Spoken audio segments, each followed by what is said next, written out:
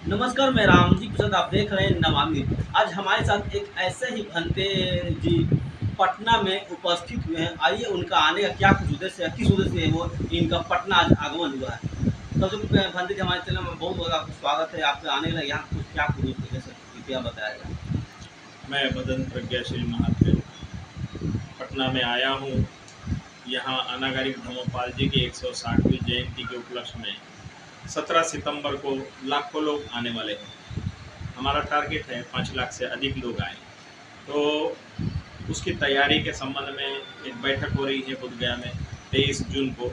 उस 23 जून की बैठक के लिए मैं आया और उसके पहले पहले पटना में हमारे कुछ पुराने परिचित साथी लोग हैं, उनसे साथियों से मेल मुलाकात करना, उनसे बातचीत करना, कैसे क्या योगदान रहेगा इस प्रोग्राम में आने वाले लोगों के बारे में, तो वो जानकारी लेने के उद्देश्य से मैं आया हूँ। ये जो बुद्धगया का महाबोधि महाविहार है, ये दुनिया के बौद्धों की एक बहुत बड़ी वैश्विक धरोहर है। इस वैश्विक धरोहर का रखरखाव के लिए जो बोधगया टेम्पल कमेटी है, बोधगया टेम्पल मैनेजमेंट कमेटी, ये बिहार सरकार के द्वारा 1949 बोधगया टेम्पल एक्ट के तहत संचालित होती है। तो ये बोधगया टेम्पल एक्ट जो है वो 1949 भारतीय संविधान के पहले का है और उसके द्वारा संचालन होता है, जबकि उसमें पूरी की पूरी व्यवस्था बौद्धों की होनी चाहिए। तो उसमें भागीदारी में मेजोरिटी जो है अबौद्धों की, इसलिए जो आने वाला डोनेशन है, आने वाले लोग हैं, आने वाले लोगों का वहाँ पर जिस तरह से देखभाल होनी चाहिए, उस आने वाले दान का सदुपयोग होना चाहिए, वो नहीं होता है। तो इसलिए हम लोग बोधगया टेम्पल मैनेजमेंट कमेटी जो है उसको ख़त्म करके नए ढंग से उसका पूरा का पूरा मैनेजमेंट बौद्धों के हाथों में होना चाहिए। जैसे कि गुरुद्वारा जितने भी हैं सिखों के, उसका मैनेजमेंट उन्हीं धर्म के मानने वाले लोगों के पास होता है। जैसे कि ईसाई धर्म के मानने वाले लोग हैं, उनके सारे के सारे जितने भी चर्च हैं, उसका प्रबंधन ईसाई लोग ही करते हैं। और जितने भी ये ब्राह्मणी धर्म के मानने वाले लोग हैं, उनके ब्राह्मण लोग उसकी व्यवस्था करते हैं। लेकिन दुनिया का एकमात्र जो स्थान है जहाँ सिद्धार्थ गौतम बुद्ध बने और जहाँ से दुनिया में बुद्ध का धम्म महाराजा अशोक ने जिसको फैलाया, वो स्थान जो है बुद्धगया का महाबोधि विहार, उसका मैनेजमेंट बौद्धों के हाथों में नहीं है। तो पूरी की तरह पूरा मैनेजमेंट बौद्धों के हाथों में हो, इस मांग को लेकर के बहुत ज़्यादा संख्या में लोग यहाँ इकट्ठा होंगे, क्योंकि लोग नहीं जानते हैं कि मैनेजमेंट कौन कर रहा है, कैसे कर रहा है। तो उस बात को लेकर के हम अनागारिक धर्मपाल जी जो थे श्रीलंका से आए थे। 1891 में उन्होंने इस बुद्धगया महाबोधि विहार को उस समय महंत बोधगया के जो थे शंकर मठ के, उनसे मुक्त कराने के लिए काम शुरू किया था। 1933 में वो गुजर गए और उसके बाद ये बोधगया टेम्पल एक्ट बना था।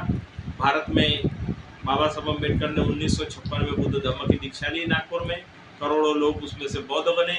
तो अभी अभियान जो है दिनों दिन लोग जान रहे हैं, समझ रहे हैं कि बौद्धों का स्थान जो है बौद्धों के पास नहीं है, बौद्धों की व्यवस्था नहीं है। इसी के कारण बुद्ध धर्म का प्रचार प्रसार जो भारत में होना चाहिए वो नहीं हो पा रहा है। तो इसलिए भारत में बुद्ध धर्म का प्रचार प्रसार सही दिशा में हो, उसके बाद वहाँ से ठीक से संचालन हो, इसी मामले को लेकर के मैं यहाँ पटना में आया हूँ।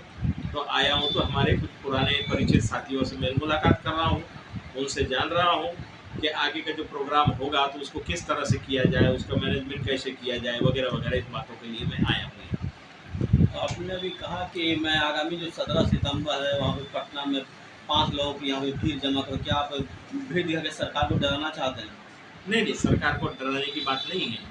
हम लोग मीडिया हमारा नहीं है, जितना भी है केंद्र सरकार का मीडिया, सरकार की बातें हमारी बातें नहीं बताते हैं। और यहाँ का जो पूरा शासन प्रशासन पर बौद्ध विरोधियों का कब्जा है। तो बौद्ध विरोधी लोग जो है वो सच्चाई कभी दिखाते नहीं हैं। तो दिखाते नहीं तो हमें फिजिकली उपस्थित होंगे तमाम लोग सभी जगह से। हमारे यहाँ बिहार के ही लोग नहीं जानते बुद्धगया के बारे में, जहाँ पर बुद्ध ने ज्ञान दिया, दुनिया में बुद्ध धम्म फैला, लेकिन बिहार के ही लोगों को नहीं मालूम कि ये बुद्धगया क्या है, बुद्धगया का मैनेजमेंट क्या है और बौद्धों का क्या, बुद्ध धम्म क्या है, बुद्ध धम्म का प्रचार प्रसार कैसे होना चाहिए। जात जात में विखंडित जो लोग हैं आपस में लड़ रहे हैं, मार रहे हैं, कलह कर रहे हैं। तो हम ये जात पात खत्म करो है और सारे लोग जुड़ो, पढ़ो, लिखो और आगे आओ, और ये जो पुरानी मानसिकता है उसको त्याग करो, ताकि आने वाले बच्चों का भविष्य अच्छा होगा, उज्जवल होगा। तो उसी के लिए हम लोग काम कर रहे हैं। तो इसलिए डराने वाली बात नहीं है। तो यहाँ सब लोगों को जोड़ने वाली बात है, भाईचारा निर्माण करने की बात है, प्रेम संबंध निर्माण करने की बात है। अलग अलग राज्यों में जो बिखरे हुए हैं उनको हम जोड़ने के काम में लगे हुए हैं, क्योंकि जब जुड़ेंगे तो तब ये हमारी समस्या हल होगी और सरकार भी जानेगी, क्योंकि सरकार के लोग भी जो बैठे हुए हैं तो वो देखते हैं कि भाई यहाँ तो संख्या गिनते हैं कि पौधों की संख्या नहीं है, लेकिन सारे बिखरे हुए हैं। जब इकट्ठा होंगे तो संख्या भी दिखाई देगी और जानकारी भी होगी, उसके लिए हम प्रयास करते हैं। ठीक है, धन्यवाद। ठीक है, बहुत बहुत